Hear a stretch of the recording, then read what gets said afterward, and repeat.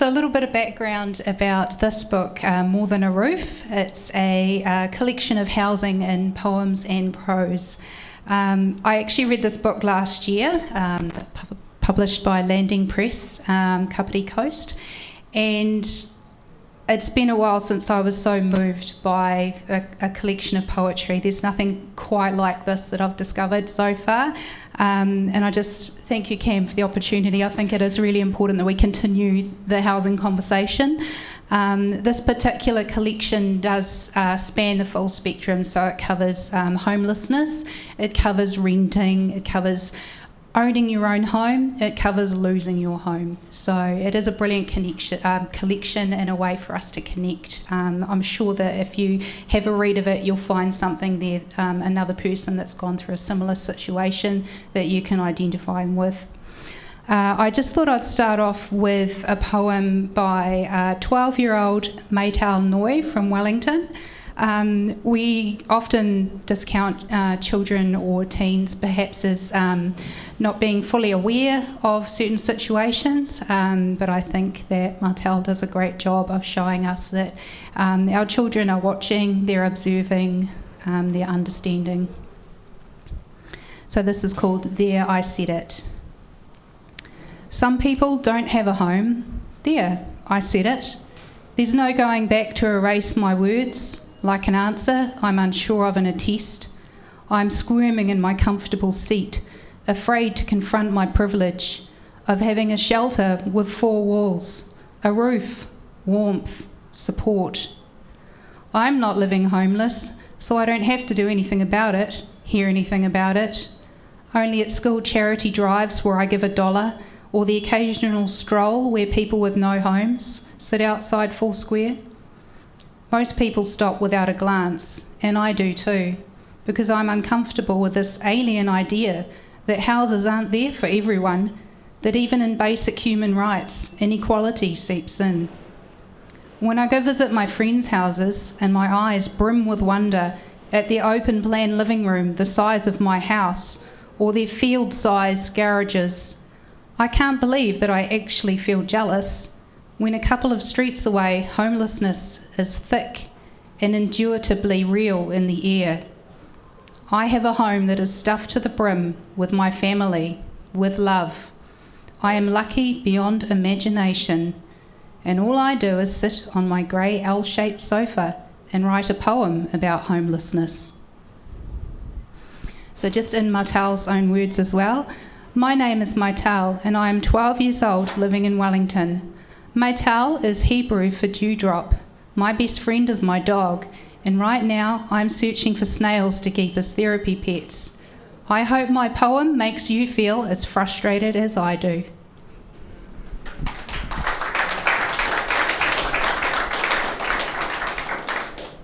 It's very hard to choose what to read. There's so many brilliant poems. I would now like to invite Jessica Yap. Jessica is one of 2 local authors that were actually published in More Than Roof. Jessica, welcome and thank you. Kia ora, everybody. I wrote this poem when, after attending Michaela Nyman's Off the Page workshop in Palmerston North in March 2021. With the border closed and not able to go back to Malaysia to visit family and friends, this poetry helped me to cope with missing them and trying something new after being in lockdown. My second home. When I was young, I lived in a stilted house where fruit trees abounded. Rambutan, jackfruit, papaya, guava, starfruit, coconut, mango, sugarcane. Chickens, dogs, and cats can run freely in the field. We washed and bathed by the well and gathered the rain in a concrete tank. People lined up to collect drinking water with buckets and 25-liter containers. At night, we lit up the house with a kerosene lamp. Now I lived in a brick house with a lemon tree in a pot, a patch of growing organic vegetables, beans, cauliflower, broccoli, lettuce, spring onions, a flower bed surrounding the house, a washing machine and a dishwasher for household chores, a switch to open the garage door, and a huge loan to pay. Thank you. Thanks for having me. I wrote this poem about a baby in intensive care. So he was living in an incubator, a different type of stressful housing situation. It's called Mother Waiting. Looking for a first home, it's an unexpected location. Sits in the heart of the city, this incubator holding a part of my heart. A unique chance for a short lease stay, a fully serviced space for one. An exclusive opportunity by lucky dip tender, currently occupied by one tender gentleman. A tenancy lifestyle like no other. I'm still in awe of your new residence. Large government agency landlord that caters to your every need. Neighbours all in a similar stage of life. This dwelling holds 850 by 400 mils of hopes and dreams, with floor-to-ceiling windows, multiple see-through doors so I can reach you and watch you for hours. Will hopefully become vacant for another tenant soon, as this special bundle is dearly wanted elsewhere.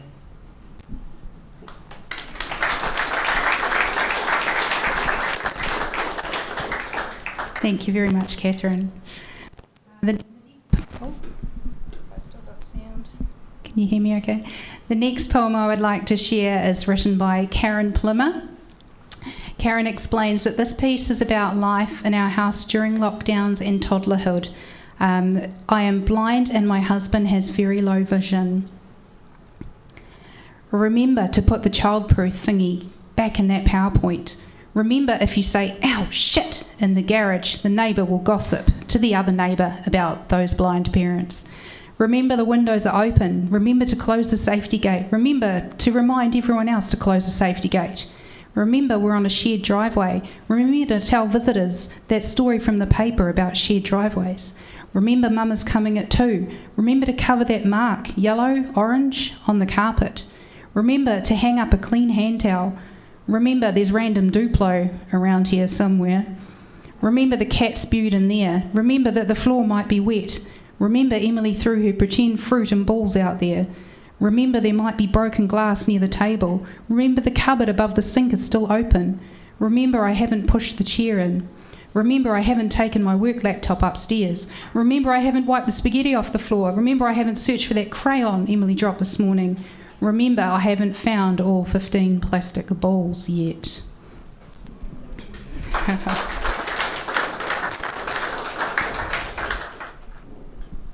So the first poem that I've chosen to read to you guys is Some of the Places by a poet named Sue Matthew. Now I really like this one because this one really to me was all about how a house isn't just a house, it's a home, and a home can be anything, really, and you'll see why in just a sec. I left home carrying a notebook, a backpack, and a red sleeping bag, a bandana of adventure bundled onto the walking stick of my life. For a while, I lived in a green tent, in a cottage on an island with rats in the ceiling, in a caravan where my paint water froze in the winter. I lived in a converted barn and saw a night rainbow. In a tiny house without electricity, wood smoke as my perfume. In a yellow house in a new city, in a house full of stories. By the sea, in the bush, planted sunflowers and silver beet, stacked wood fire, firewood even, painted walls, mowed a spiral in the lawn. I lived in a house where I had to crawl up a plank and through the lounge window. Near horses, overlooking harbours, in architectural cathedrals, in sturdy state houses, in a house overflowing with family.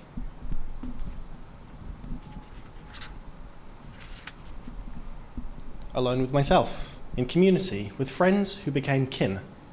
with my beautiful small, tall-growing son, with my dear love. Picked nectarines through the window, lived in notebooks that piled as my life grew. Gave away most of my belongings and house sat for years, walking dogs, cuddling cats. I've called out, hello, lovely house. Bye, lovely house. Thank you, lovely house. Again and again. I've lived in a lot of places. Some of these places have been houses. I found home under my feet, in something bigger than roof and walls. Home in a moment, with a stranger at a bus stop. Home in the place where we all live. This place.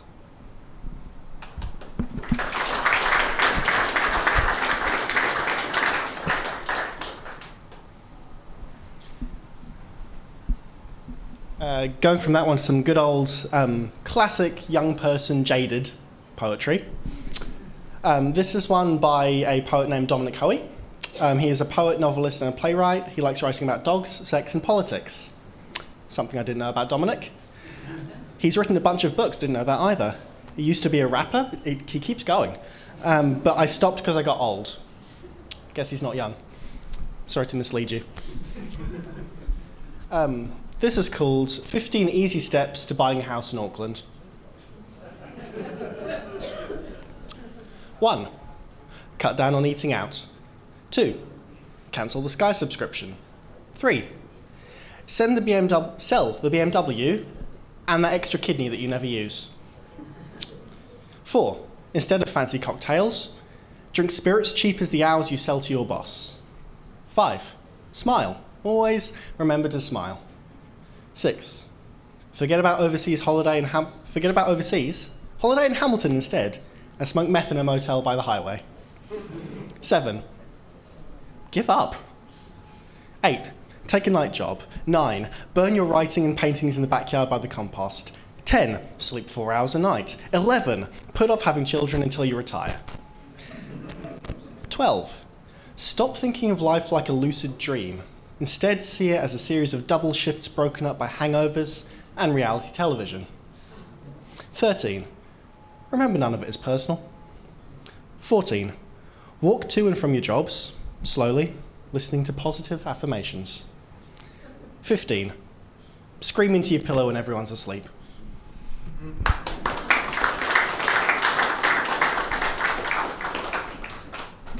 Oh, probably see why I like that one. I did notice that my friend Ben Schmidt's up the back there, and a little while ago, I was hanging out with Ben. I think we were going to the Glowworm Caves, and he says, Zak, you're a poet. Have you ever done any poetry about renting? And at the time I was like, oh, that's a weird question to ask. And I'm happy to say that I still haven't done that. This is still someone else's poem. This is Teeth by Rebecca Ball, who doesn't give me any information about it that I can mess up. I spend the school holidays pulling teeth from my house, piling twisted roots 2 by 2 into a jam jar. Pinch, grip, roll. The strong ones, straight-legged, submit after all these years, so easy to extract.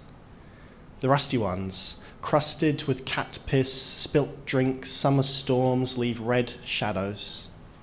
The broken ones, sheared off at the crown, glint in particle board like exposed nerves. These ones fight chisel and hammer. They cling to the walls, leaving jagged wounds under new carpet. Yeah, that's the end.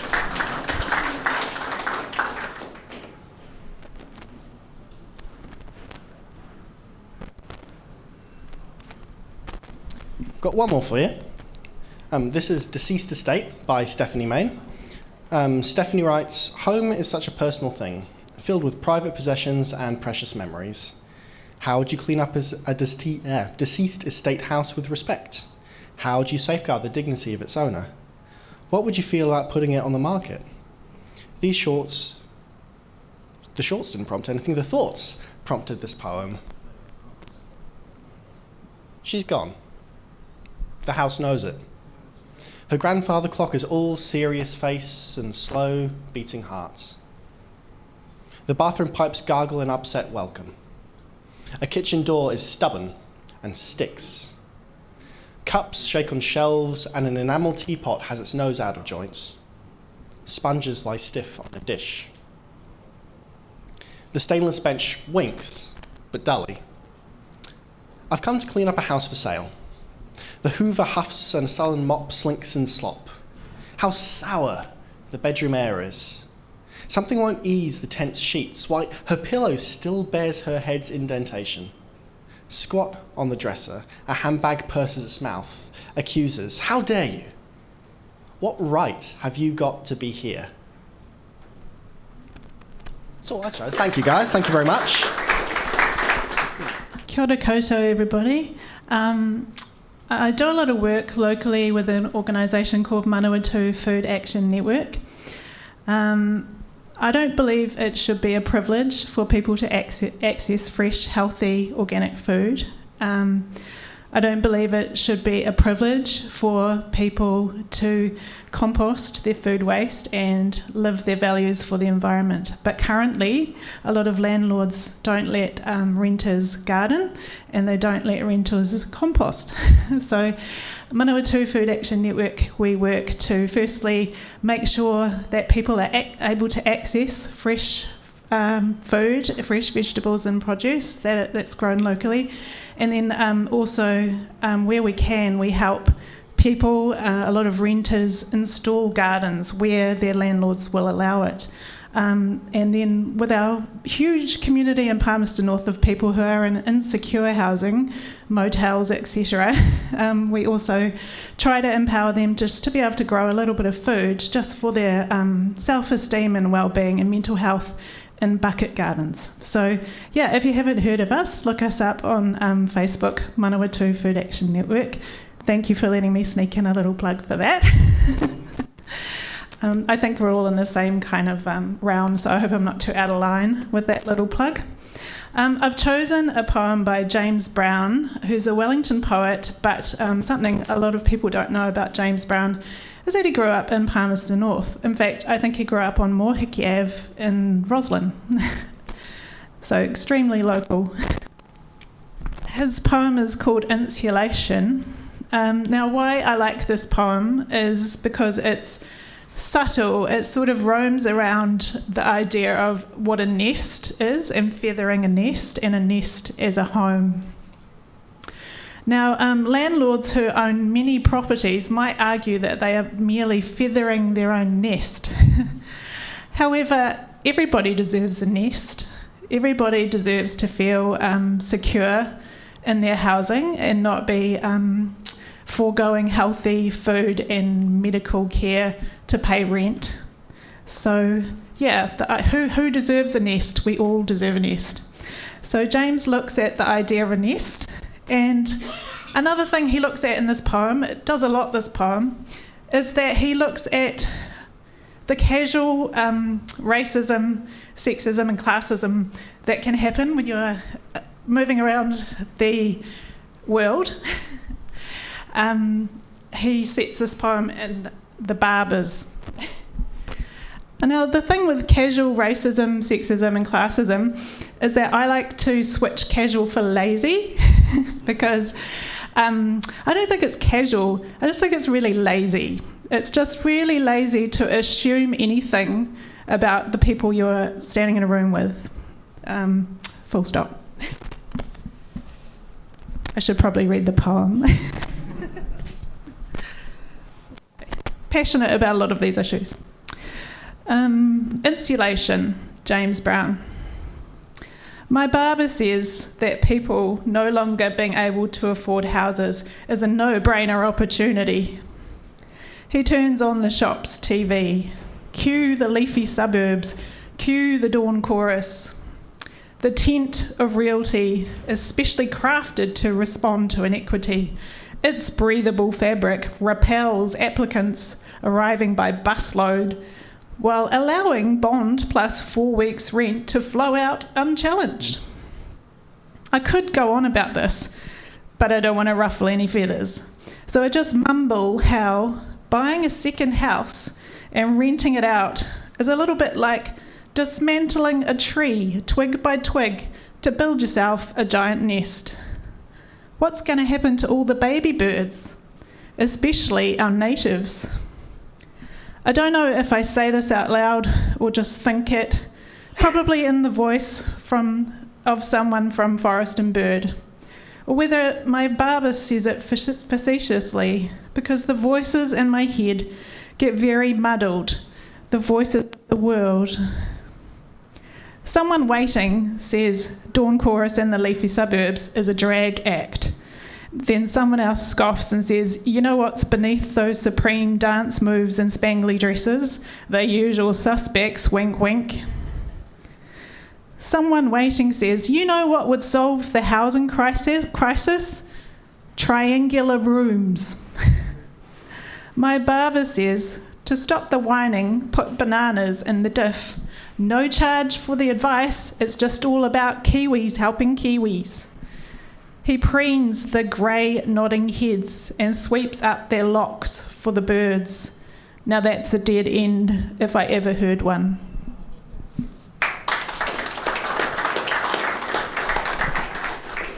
I'll just finish by reading James's little statement about his experience renting.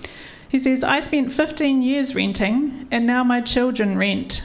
Once when we had bad leaks, and the landlord and I were walking around outside, and I was pointing out all the holes, he said, but you don't live on the outside. Thank you. Kia ora koutou. I just this one, reading by Kate Ogia, and it's a straightforward one. I like straightforward poems. Because you know what? I don't like rats. I hate rats. I wish they have a cat to get this rats out. We might thinking get some cats out. Yeah.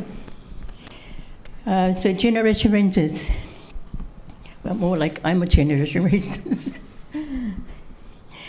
Up the price, up the debt, up the risk, up the cost, up the number, up the demand, up the expectation, up the ladder, up yours. Yeah, that's for them, up yours, yeah.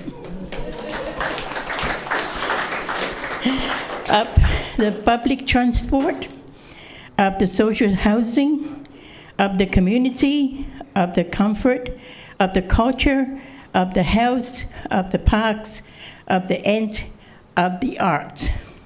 That's stable, right? You see, my daughter rents a place in the moment, it's very expensive, and she got 2 little kids. I often live around the corner from her. I go visit her, look after the grandchildren. And then she said, oh, Mom, guess what? I said, what? The landlord actually is charging me. He's going to put my rent up. I said, really? Why? Because they thought there's an old lady living in the house with me. And I said, what old lady? I better go see them. I'll probably punch their head off. She said, no, cool, Mom. That's okay. But that's what the landlord are. They sniffers. They are rats. They're sniffing around and they're trying to find someone living there or put the prices up in a moment. That's very, very bad.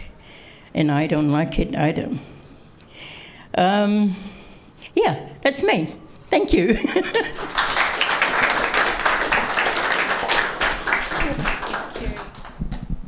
Anyone else? Don't think we can top that. I'd just like to close out with one more poem from the collection. This one is by Rebecca Burgess. My cousin recently lost his house in the anniversary flooding in Auckland and has been thrown into the market trying to find a rental for him and his family. So obviously the problems are just compounding up there. So this is Rebecca's experience. She says, this poem was written to quantify the life-altering disruption of being left homeless by a natural disaster. It's called The Fallout of Transience. Home tasted like soft ferns in a courtyard, and smelt like solace at the bottom of a gully. Safety, where safe looks like unlocked doors and freedom to be, until a river came and took it. Now home looks like exposed timber and ripped out kitchens and huge piles of memories taken to the dump. Now home tastes like suitcases and boxes and my girl's first steps taken on someone else's carpet and eating at someone else's table. It's losing identity and security and moving every week. Homelessness is not restricted to the poor. We were safe until we weren't. Uprooted, stripped. Thank you.